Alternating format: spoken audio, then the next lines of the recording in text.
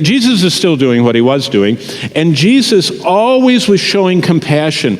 Jesus can feel my pain today, and in chapter 20 of the Gospel by Matthew, in verse 34, it says, "So Jesus had compassion and touched their eyes." This is talking about the blind men, and Jesus heard them crying, and the crowd wanted him to keep going, but Jesus was drawn.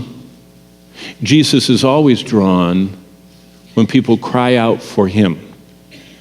It's something he can't resist, is because he said, whoever, anywhere, wherever anybody is, whoever calls on me, I will come to them and save them. Isn't that amazing that he can hear that much? And he is willing to go to people blind like this. He was moved with compassion. He had compassion. He touched their eyes, and immediately their eyes received sight, and they followed him. Jesus was characterized by compassion. He was the quintessential compassionate person.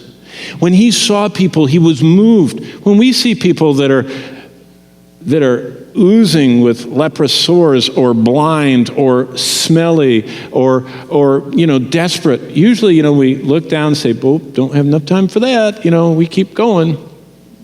Jesus was drawn that way, and he still is. See, that's what we need to realize, is that Jesus is the same. Are you weak? I mean, do you feel like you don't have enough strength to live the Christian life? Good. You're in good company.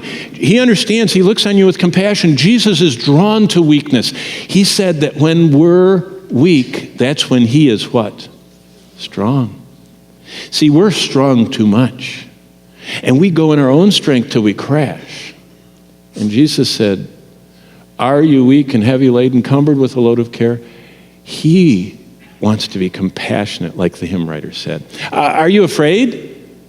Jesus is acquainted with our fears. That's why he said he's a good shepherd. Did you know sheep are so timid?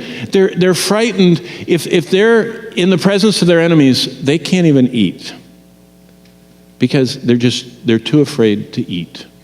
They can't put their head down and really get into it when they're thinking something's going to pounce on them. And Jesus said, "You're my sheep, and I know that you're easily afraid." He's acquainted with all we face. He knows our fears. He looks on us with compassion. Are you alone? I mean, sociologists say that loneliness is the most piercing of all the social pains.